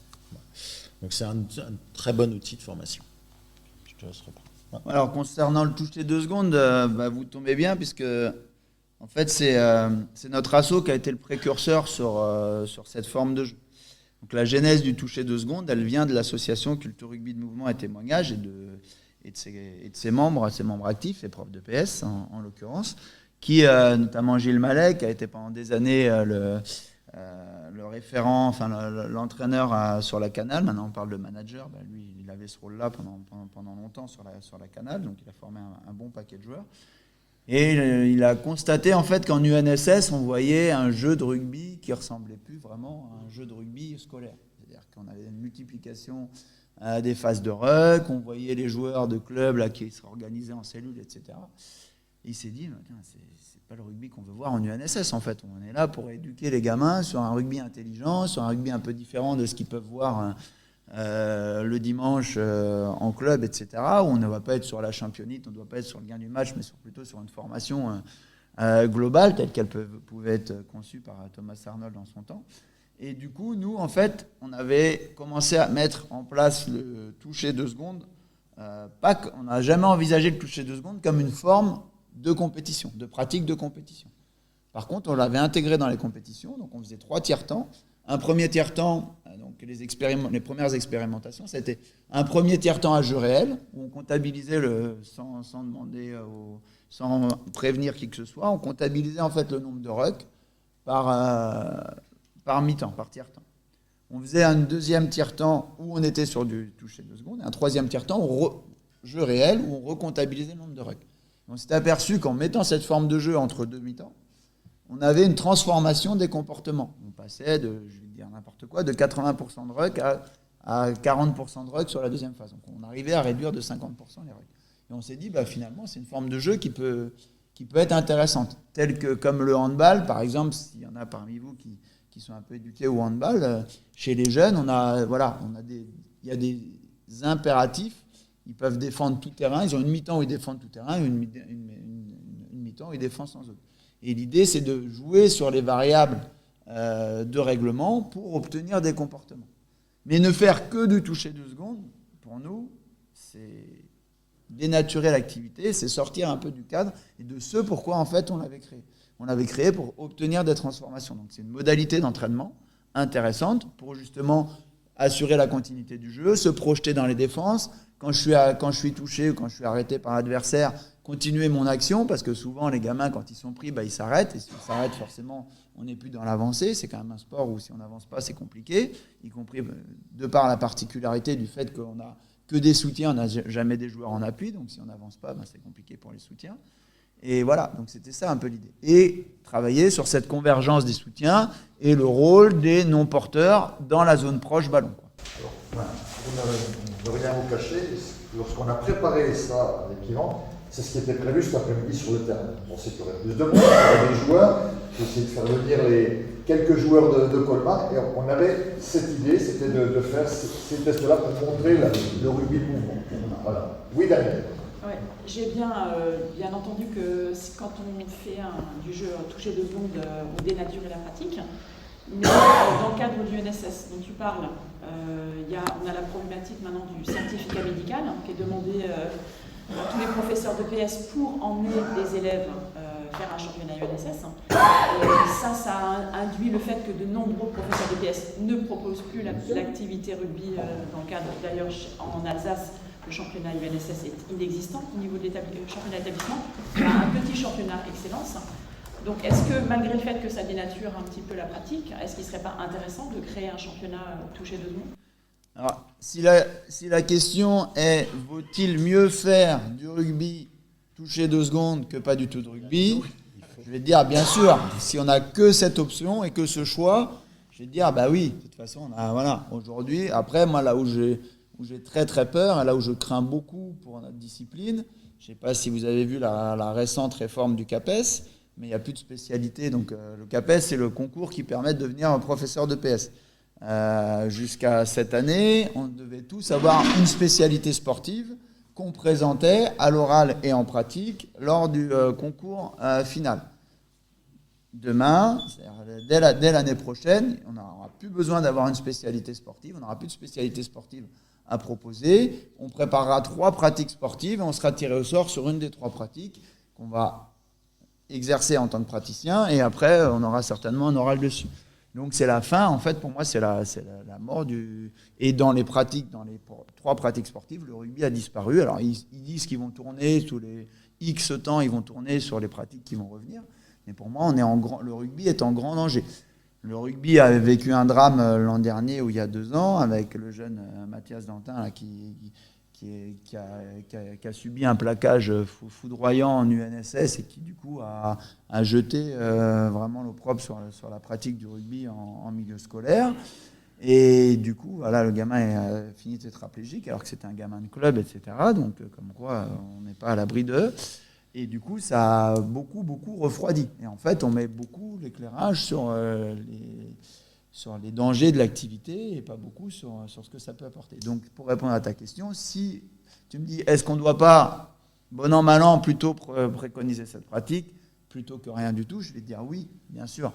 Mais pour moi, et pour nous, un CRMT, ne pratiquer le rugby sans faire de plaquage, c'est plus faire du rugby. Et là, je parle à titre personnel, je ne sais pas si tous les membres de CRMT partagent cet avis, mais pour moi, la vertu principale du rugby, c'est que c'est le seul sport collectif qui donne la chance à tous les gamins. Du petit rondouillard là, qui va pas vite, qui dure pas longtemps, mais qui est fort, qui est dur à faire tomber, qui est capable de porter la balle, au grand maigre, au petit mariole qui se faufile partout, tout le monde peut s'exprimer au rugby, à condition de le pratiquer tel qu'il est écrit dans le texte, avec du plaqué. Le petit rondouillard, tu le mets sur du rugby à toucher, mais demain il n'existe plus. Donc quel est mon intérêt en tant que prof de PS de planifier du rugby dans ma planification d'activité, quand le handball va me donner finalement quasiment les mêmes vertu que le toucher 2 secondes, tu vois. Dans ce cas-là, autant faire du hand. En plus, c'est au chaud, c'est tranquille, voilà, tout le monde peut rentrer dans le truc. La mixité est plus facile parce qu'il n'y a pas la dimension contact physique, etc. Donc, je vais faire du hand, en fait, c'est plus simple. Tu vois. Sauf que le rugby, c'est le seul sport où, de par l'engagement physique qu'il implique quand tu le pratiques en jeu réel avec du plaqué, qui permet à tous les gamins de s'exprimer. Voilà. Complément de votre réponse, je pense. Manu a levé la main sur la question. Ouais, par rapport à la question de Daniel. Alors, Manu, CTF, c'est peut-être un peu la voie fédérale. C'est la voie fédérale. C'est la voie. Daniel, par rapport à la question, c'était plus au niveau du sport scolaire ou au niveau fédéral? Non, sport scolaire. Oui. Après, il faut bien prendre le toucher 2 secondes parce que on a parlé à un moment, on était associé à la DTL sur ces travaux et qu'il y avait ce souci de répondre aussi à un constat qui est lié au niveau et qui est lié à la réalité du niveau, c'est enchaîner les tâches. Ça, c'est une constance, c'est l'évolution de vie fait ça. À un moment donné, on n'était pas bon. Encore 7-8 ans, on n'était pas là-dedans. Et c'est comment arriver à inciter, à trouver ce profil de joueur. Et ça, il faut du beaucoup. Il faut de la continuité. Tout en prenant en parallèle que le combat reste l'essence du jeu, mais c'est ce qui le rend intelligent, c'est le combat. Donc il y a toute cette. Comment on perçoit Xavier ou on bien dit, on ne peut pas les opposer. On ne peut pas opposer le sport, la partie combat, la partie équipement, puisque c'est complémentaire. Et donc, en fait, ça a été mis en place un outil pédagogique. C'est variable, tu utilises ça, et ça a été mis aussi par Xavier, je peux le toucher fidjien, je peux faire le toucher 4 mains, et à chaque fois, ça va induire des comportements et qui vont rendre le joueur intelligent, justement par rapport à la lecture du rapport de force, puisque c'est un sport de combat, donc il y a un rapport de force. Et donc, au niveau fédéral, dans la formation du joueur, à l'école de rugby, en fonction de la catégorie, il y a des moments où ça commence par toucher 2 secondes, et c'est imposé dans la saison, les plateaux, l'école de rugby, c'est un toucher 2 secondes, en fonction de la catégorie à une certaine période. Après, il passe au jeu, contact, où c'est que du 1 contre 1, il n'y a pas de ruck. On squeeze la partie fight ruck pour arriver à rugby éducatif, qui est en fait un jeu un peu plus ce qu'on appelle un jeu à balles réelles. Et ça, c'est dans la progression. Et en fonction de la catégorie, ça prend plus de temps dans la périodisation de la saison pour arriver à moins de 14 ou pour les initiés, où on va passer plus vite. Et arriver au cadet, fondé sur le jeu à balles réelles. Et c'est un outil pédagogique. Ça, quand il a fallu passer ça au niveau fédéral, vous imaginez la levée de bouclier pour les éducateurs, parce que ça oblige à sortir de sa zone de confort d'un point de vue pédagogique, de la vision, ça arrive. Et c'est pas parce que c'est en compétition qu'il faut s'inscrire dessus, c'est un outil.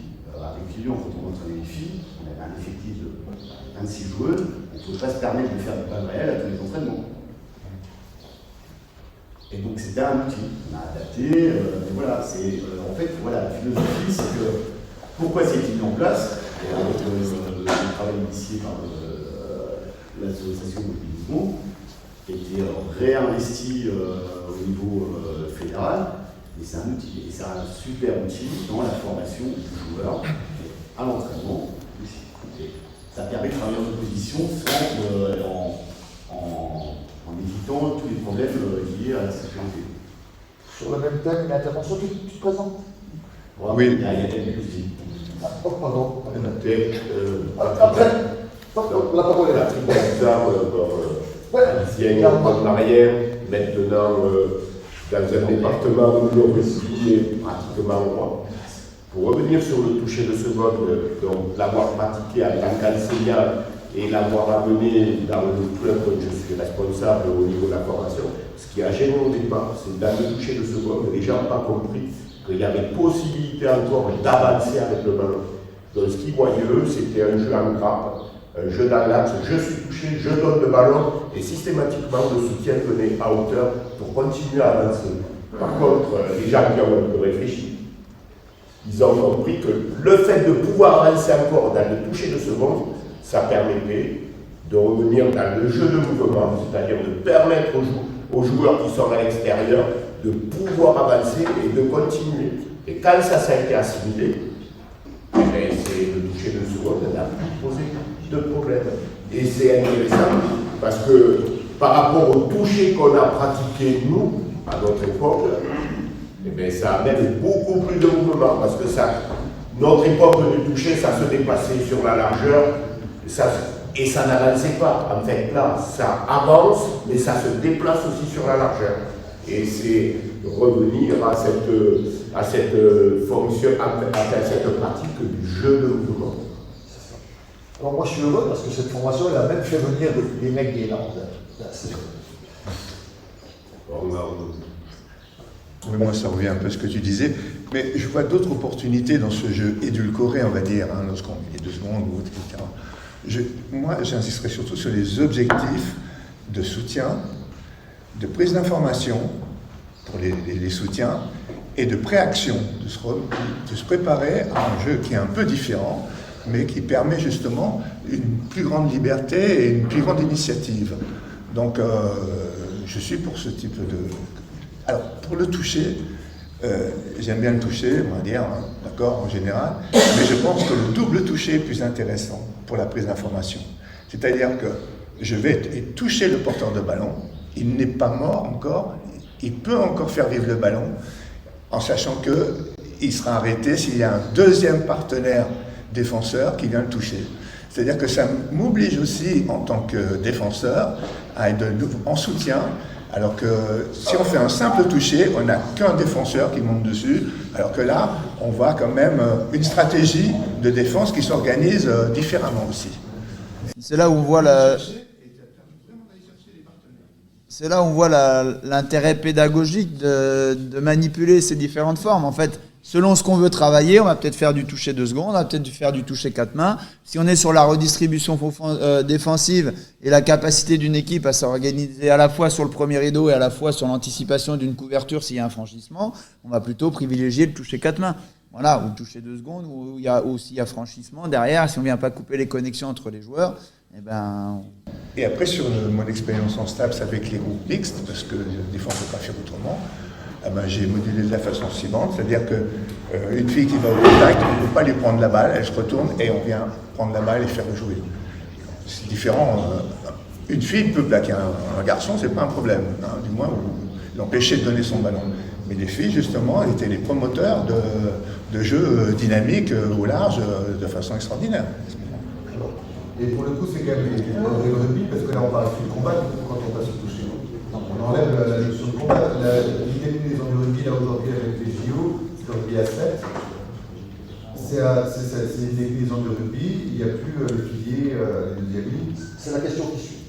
On n'enlève pas le combat, on lui donne une forme qui n'est pas dangereuse, qui permet de voir autre chose, mais le toucher, c'est le moment de plaquage, on va dire. Donc voilà, on le contourne, mais la notion de combat reste là, en fait. Là, on vient de couvrir 4 questions. Oui, attends, juste, j'ai introduit la suite et puis je te donne la parole.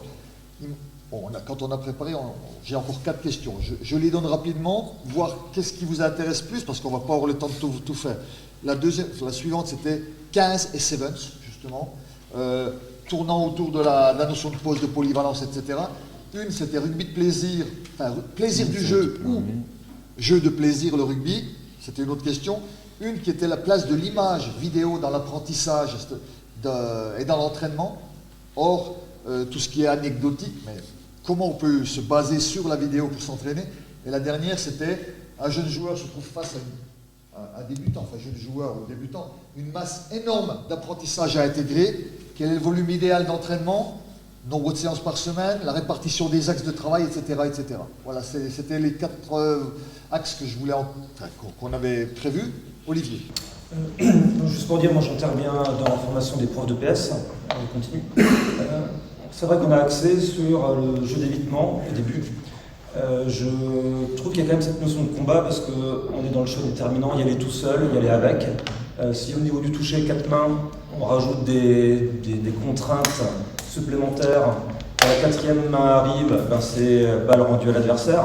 Tout d'un coup, on transforme aussi les comportements du joueur. Et je partage malheureusement l'avis de Daniel sur l'impact très négatif qu'a eu le certificat médical. Avant, on avait quelque chose qui tournait, on prenait des handballeurs, on prenait, voilà, et c'est plus d'actualité malheureusement.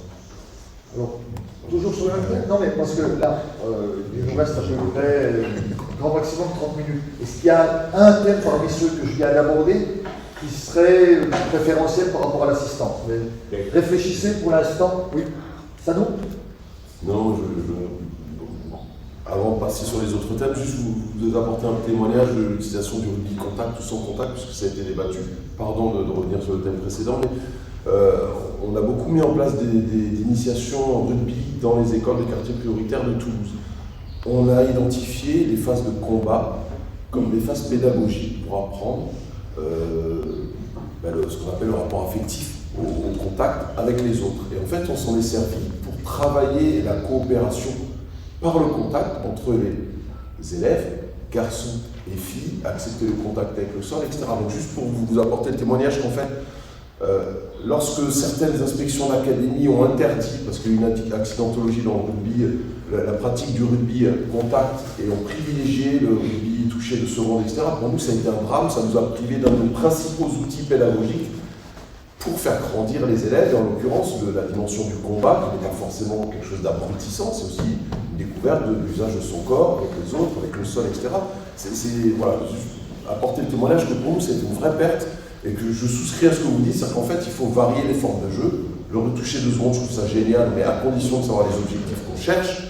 De mon point de vue, le rugby c'est un sport complet, il faut se servir de toutes ces formes de jeu pour pouvoir rééduquer, puisque c'est les éléments de définition que vous avez donnés préalablement. Et nous on en a fait un outil d'éducation, et je trouve que c'est dommage de se priver de cette dimension de combat, à condition de la maîtrise. Voilà, donc pardon. Oui. Moi je veux quand même dire qu'en tant qu'ancien prof de PS, le rugby en toucher 2 secondes, ça a permis de réintégrer le rugby en cours, alors qu'il avait commencé à disparaître. Et quand même, c'est une activité qui se pratique, qui est importante, parce que ça donne goût à l'effort. Et ça permet aussi de retrouver des élèves qui viennent dans le club. Le rugby avait disparu un peu, en plus avec cet accident qu'il y a eu au mois de décembre, avec 2 pratiquants de rugby quand même, mais un qui est judoka, le plaqueur. Et bien sûr, il y a eu l'accident qui paraît, mais par contre, le rugby a été interdit en UNSS, mais pas d'autres activités qui sont aussi dangereuses que le rugby. Et le rugby a été dirigé des JO aussi, hein, si on se souvient là, le rugby à 15, là, on faisait les JO à 15 avant. En 1924, ça a été voilà, mais c'était lié à un combat en fait, qui s'était mal passé, France-Canada, etc. Et après, on est arrivé, on est revenu avec le rugby à 7, où on était moins dans la bagarre, quoi. Une forme de combat. Philippe était un éducateur. Parmi tous les gamins qu'il a vus à ce moment, là, il y en a 3 ou 4. L'un est à Bordeaux, l'autre est à Toulouse, l'autre à Lyon, Paris, on ne sait pas, il est dans le monde entier. Bon, c'est eux qui ont créé cette association. Donc, tout à l'heure, Xavier a parlé de son ouvrage, il est là. Le CRMT ici. Et pour mieux connaître Philippe, l'année dernière a été édité un petit bouquin sur Philippe Tarusson, dit Taru. Vous pourrez aussi avoir ce bouquin. Est-ce qu'entre-temps, il y en a qui ont, parmi les thèmes que j'ai abordés tout à l'heure, des préférences peut-être pour axer notre... Alors on continue sur ce qui était prévu? Je pense que oui. Oui, bah on a le 15 et le 7, là, ça revient souvent, donc on va peut-être parler là-dessus. Après, rugby plaisir au jeu du plaisir, bon, ça, je pense qu'on peut peut-être éluder la question, et voilà, on peut peut-être regrouper l'apprentissage par la vidéo sur le 7. 15 et sur le 7. Je veux dire. Déjà, en réalité, en école de rugby, le rugby, ça commence réellement en U14. Avant, c'est de l'initiation au rugby. On n'est pas sur un terrain total, on n'est pas à 15 contre 15. Donc on pourrait dire que le rugby commence en moins de 14 et avant, c'est de l'initiation au rugby. Et du coup le 7, c'est un outil, c'est une pratique à part entière, bien évidemment, mais c'est aussi un outil de formation. Quand on essaye d'enseigner, c'est quand même beaucoup plus facile de mettre en situation facile, puis de plus en plus difficile pour l'apprentissage. Ça permet la réussite, ça permet la compréhension. Voilà. Et donc à 15 contre 15 sur un terrain, en moins de 14, lire les espaces, lire l'adversaire, lire le positionnement, garder le contact avec le positionnement de son équipe, potentiellement un deuxième rideau, voire un troisième. Enfin, c'est très très compliqué, tout ça sous pression de l'adversaire. C'est très dense, c'est presque impossible en fait. Voilà. Le 7 justement, ça permet de voir les espaces. Donc ça permet de donner le temps au gamin de prendre sa décision, de choisir. Est-ce que je vais plutôt aller par là, plutôt aller là, rentrer, resserrer la défense, profiter de l'espace. Voilà. Donc le 7, ça permet de prendre le temps de voir les choses, donc de pouvoir les comprendre. Le 15 recentre un petit peu tout ça, remet un petit peu de pression et de vitesse. Si on a déjà les acquis, c'est beaucoup plus facile. Ça permet aussi, le rugby, on aime beaucoup les rugs parce que souvent, dès qu'il y a 3 passes, c'est compliqué et ça va rarement au-delà. À 7, les passes, on est obligé de les faire. Donc si on travaille les passes, autant les travailler pareil dans la facilité. Et à 15, c'est beaucoup plus complexe. Donc le 7, c'est vraiment un outil de formation. Voilà, ça nous permet vraiment de voir. On voit au rugby un des plaisirs, on va mélanger un peu le rugby plaisir, manœuvrer son vis-à-vis, manœuvrer son adversaire. Je suis porteur de balle, je vais essayer de faire croire à mon défenseur que je vais passer d'un côté pour passer de l'autre. Et à l'inverse, je suis défenseur, je vais essayer d'amener mon porteur de balle là où je veux le prendre, pour que ce soit plus facile. Si c'est près de la touche, je vais essayer de le sortir en touche, ça sera encore plus facile. Et donc il y a cette notion de manœuvrer son adversaire. À 7, c'est beaucoup plus facile, encore une fois, parce qu'il y a moins d'adversaires et plus de place. Donc on peut voir le comportement des gamins plus facilement. On voit s'ils peuvent réussir leur plaquage beaucoup plus facilement et ainsi de suite. À 15, on a très souvent un ou 2 ou 3 joueurs qui font le boulot de 4 ou 5 et 3-4 qui font moins de choses. Donc c'est vraiment un outil exceptionnel, le 7, et c'est en plus d'être une pratique à part entière formidable. Ouais, donc sur la question du 7 et du 15, nous était aussi posée la question de la notion de poste, de polyvalence, de maîtrise technique, etc. Donc nous, dans notre conception du jeu, telle qu'on la conçoit à CRMT et dans cette approche-là, dès lors qu'on est dans le plein mouvement, en fait, nous, il n'y a plus de poste. C'est-à-dire qu'il y a des rôles, mais il n'y a plus de poste. Donc dans la formation, et peut-être plus encore à 7 qu'à 15, puisque effectivement, moins il y a de joueurs, plus on va être amené à être dans des rôles différents, ou dans des rôles à la fois différents et à la fois identiques. C'est-à-dire qu'on va être amené à transformer le jeu plus facilement. C'est-à-dire que plus il y a de joueurs sur le terrain, plus moins il y a, le gâteau est facile à partager.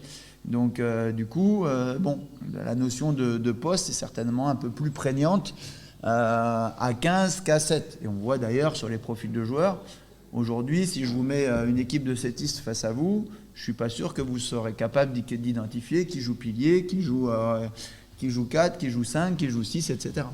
Donc, alors que si on met des 15istes, a priori, ce sera quand même plus facile de les mettre à peu près dans des cases. Donc il y a cette notion-là. Les joueurs doivent, à mon sens, de plus en plus, et plus on va vers le haut niveau, plus il faut aller vers ça, ils doivent être multitâches et capables de réaliser tous les gestes techniques. Donc il faut que nous, en tant qu'éducateurs ou en tant qu'entraîneurs, on donne l'opportunité à nos joueurs d'avoir un bagage technique, que ce soit en attaque comme en défense, le plus complet possible pour exceller dans ce sport et pouvoir s'exprimer. On parle beaucoup d'Antoine Dupont et des fois ça peut un peu agacer, mais en même temps c'est d'actualité, donc on va quand même s'appuyer sur lui. On voit que le fait d'être passé à 7, ça a encore amené des choses dans son bagage. C'est-à-dire qu'avant, ce n'était pas un joueur qui allait gratter des ballons. Sur la dernière finale de Coupe d'Europe, il a gratté 3 ou 4 ballons, je crois.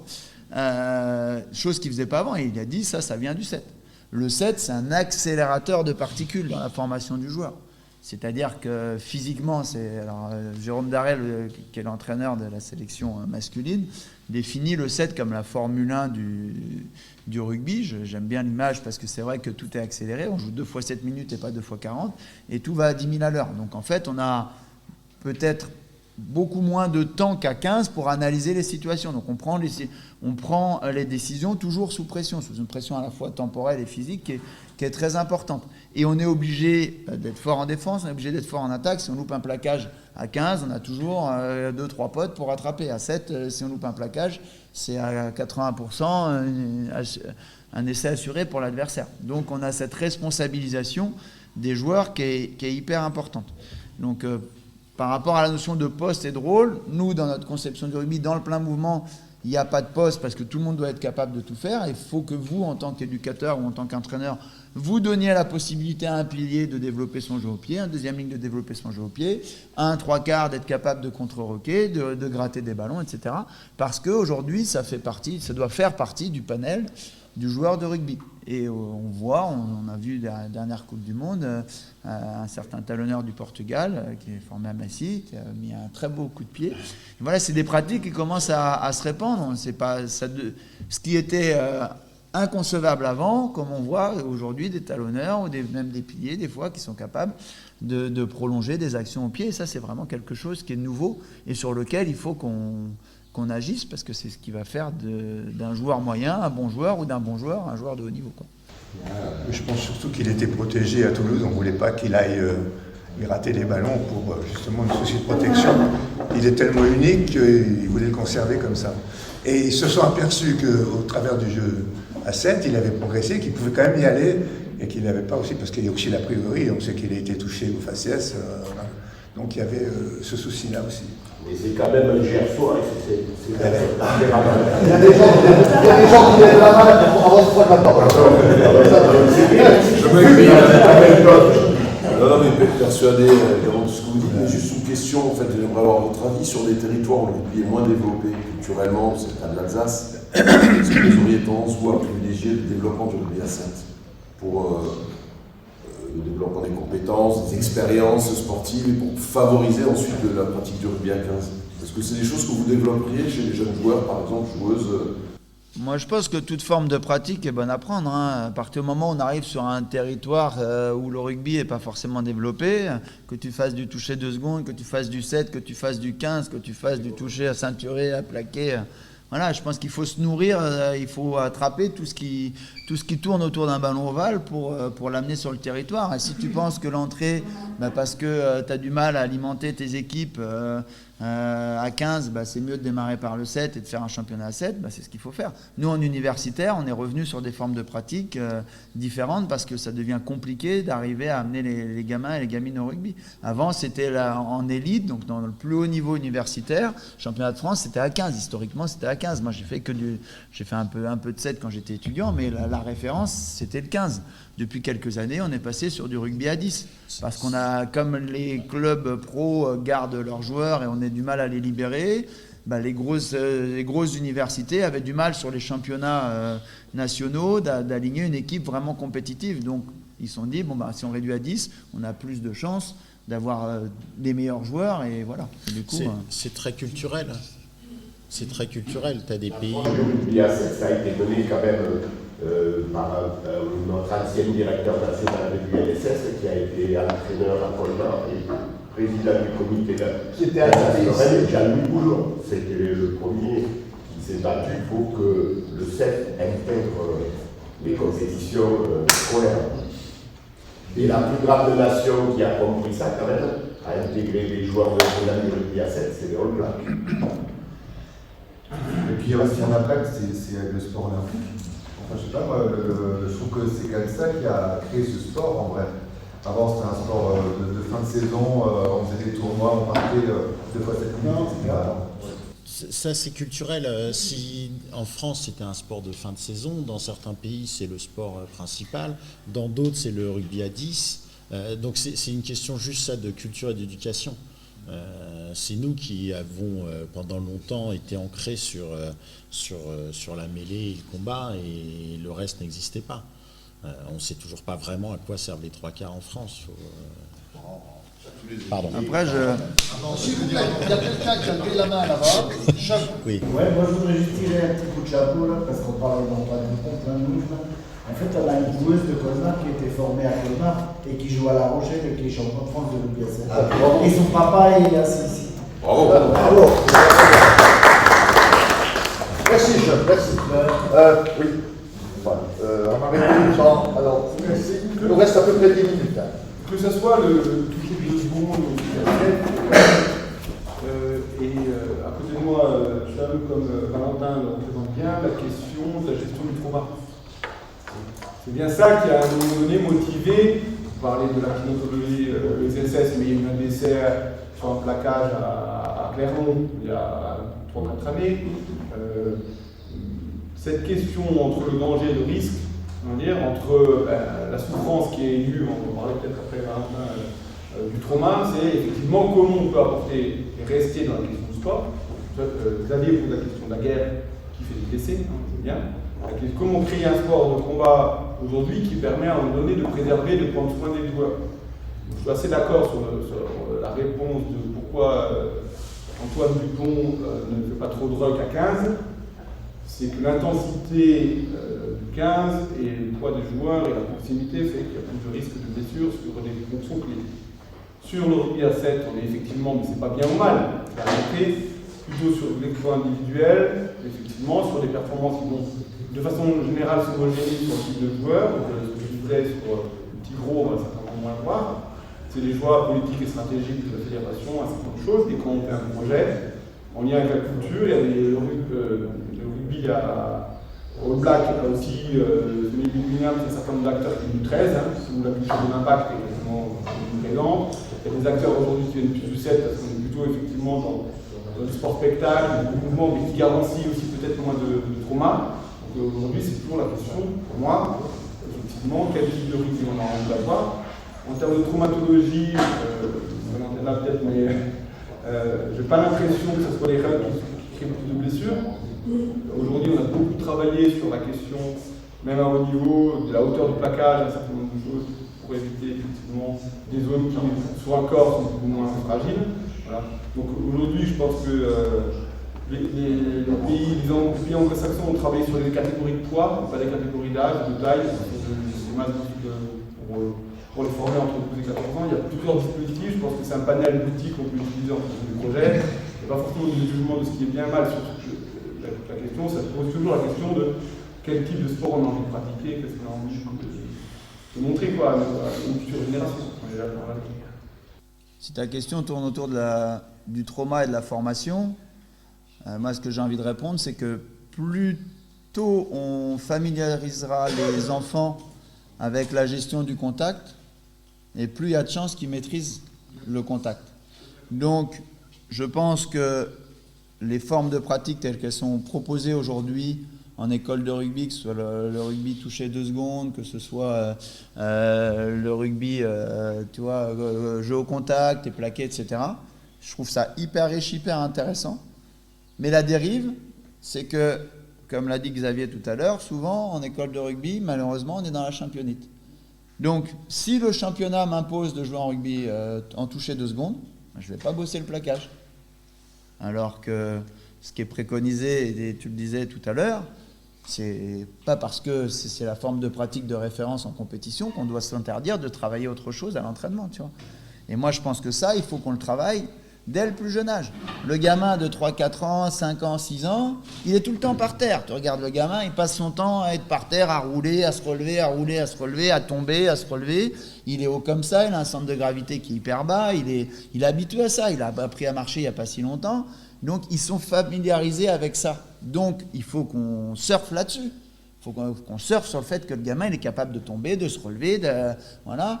Et si le plaquage, du coup, tu l'éludes un peu jusqu'à 10, 12 ans, 14 ans, le gamin, quand il a les bras qui poussent, les jambes qui se poussent, qui ne sait plus trop où il habite, où est sa tête, de son cucu, de sa main, de son pied, ça devient compliqué, tu vois. Donc, il faut, dans la formation, plus on aura une familiarisation avec le contact, que ce soit avec le partenaire, avec l'adversaire, apprendre à chuter seul, apprendre à chuter à 2, etc. Apprendre à chuter avec un ballon, c'est pas la même chose que chuter quand tu n'as pas de ballon, etc. Tout ça, ça va limiter. Et après, il y a une autre dimension qui est importante, que le professionnalisme a apporté, c'est la dimension physique, où maintenant on a des mecs qui sont comme ça, ils tapent 2 fois plus vite qu'avant, ils vont 2 fois plus vite qu'avant, ils tapent 2 fois plus fort, et ils sont bodybuildés de partout. Donc là, il y a une vraie responsabilité sur la gestion de la règle. Aujourd'hui, moi, je suis effaré par le nombre de rucks offensifs, de la tolérance qu'on peut avoir au niveau de l'arbitrage sur les rucks offensifs. Le nombre de joueurs qu'on voit arriver, la tête en avant, les bras en arrière, et comme ça pour nettoyer, mais c'est affligeant. Et au plus haut niveau. Et donc, c'est cette image-là qu'on peut avoir du rugby. Sauf que les mecs, ils ont des coups comme ça.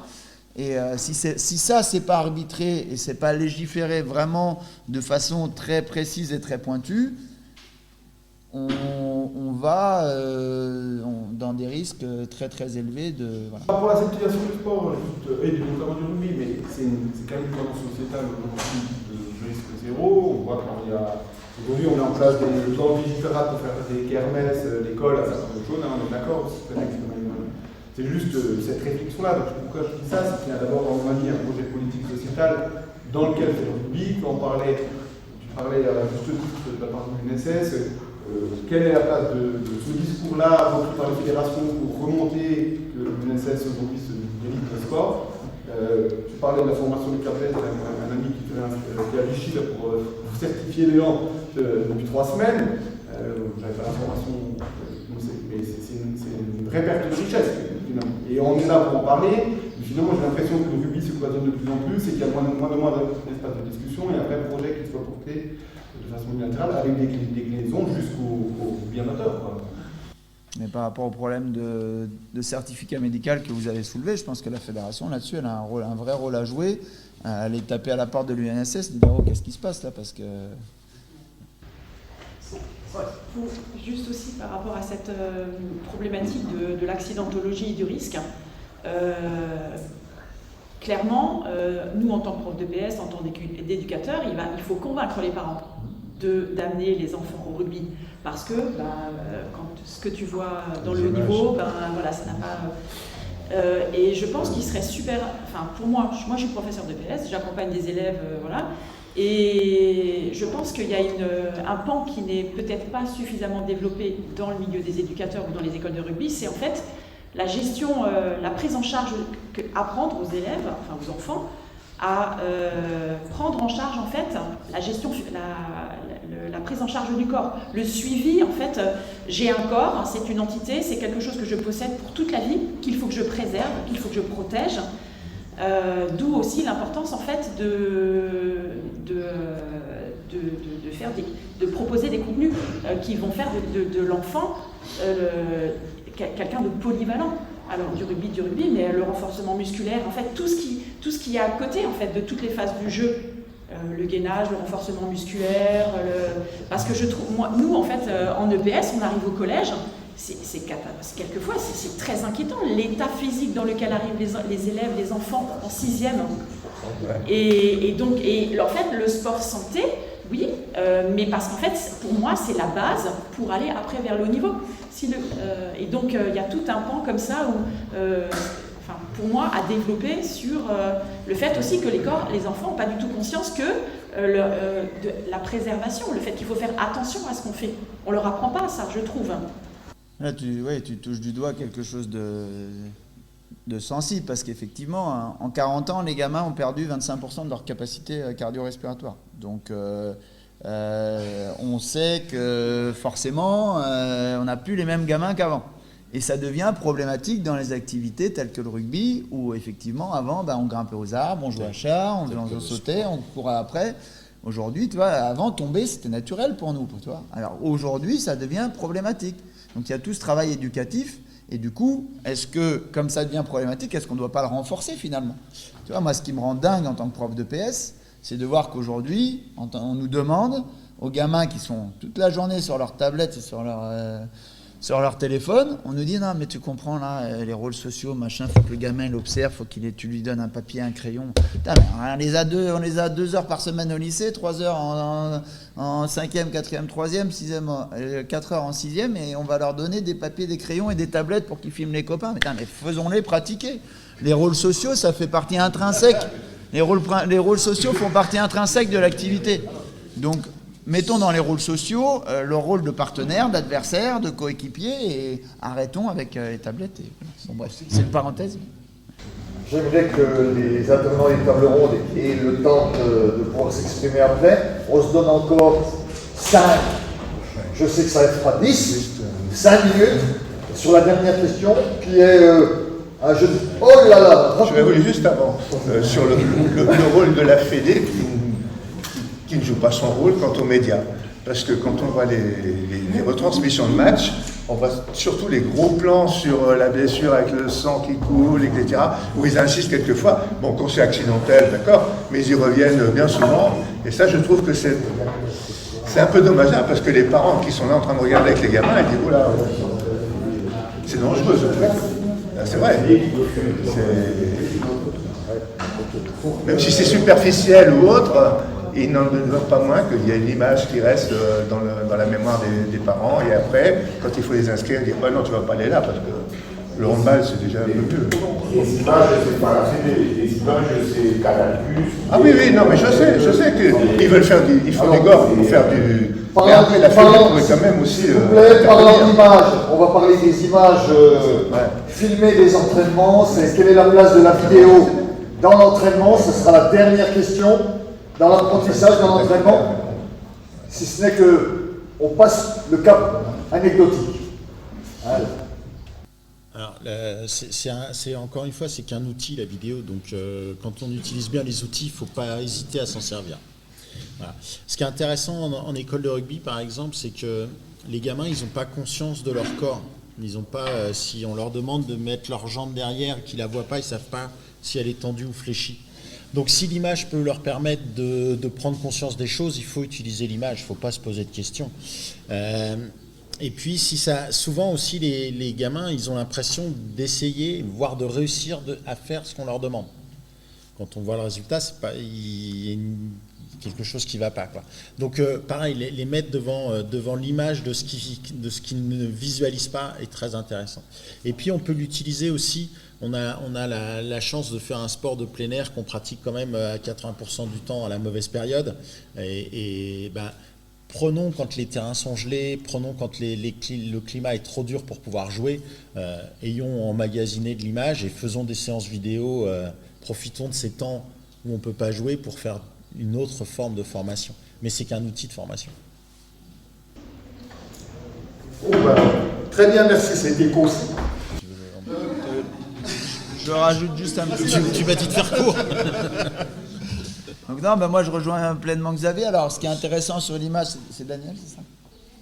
Ouais, pour répondre à Daniel tout à l'heure, qui disait que les parents avaient souvent une image du rugby qui était le rugby de top 14, etc. Et c'est vrai, puisque c'est ce qu'on voit.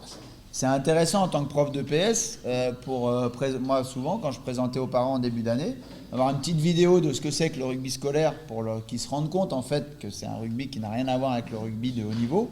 Des fois, la place de l'image, ça vaut tous les mots parfois. En disant, bah voilà, ok, le rugby c'est violent. Bim, allez, regardez ce que je fais avec mes gamins en 6e, en 5e, voilà. Et puis du coup, ça recadre un petit peu le débat, d'accord ? Après, quand on parle de l'image, de la place de l'image et dans l'apprentissage, je crois qu'aujourd'hui, ça devient incontournable. Ce serait dommage de se passer de quelque chose que les jeunes, aujourd'hui, ils sont très sensibles, ils sont habitués à ce schéma-là. Moi, quand je suis parti 4 ans à la Fédé là, pour occuper le poste de directeur des études de 2013 à 2017, donc pendant 4 ans, j'ai quitté mon collège et quand je suis revenu dans mon collège, j'avais l'impression que j'étais parti pendant 15 ans, quoi. C'est-à-dire que je m'adressais à mon public et j'avais l'impression que ça percutait pas, ça comprenait pas, etc. Jusqu'au jour où j'ai présenté ma séance sur un PowerPoint. Et là, un truc de fou. D'habitude, je les réunis dans le vestiaire et je présente ma séance de façon orale, ma craie, mon crayon, je les interroge et tout, et puis ça percutait pas des masses. Et puis la semaine d'après, j'arrive avec mon PowerPoint, et là, les gamins, pas un bruit, tous comme ça. Et là, je me suis rendu compte, en fait, qu'ils avaient complètement transformé leur modalité d'accès à l'information. Donc aujourd'hui, je pense que on est beaucoup chez les jeunes, chez les cadets de haut niveau, cadets à la mercerie, Goderman et sur les catégories Crabos, moins de 18, on est beaucoup dans l'analyse de ce qu'ils sont capables de faire. Et du coup, les gamins se sont appropriés cet outil, donc ce serait dommage de ne pas l'exploiter. Merci. Alors déjà, merci aux intervenants, s'il vous plaît.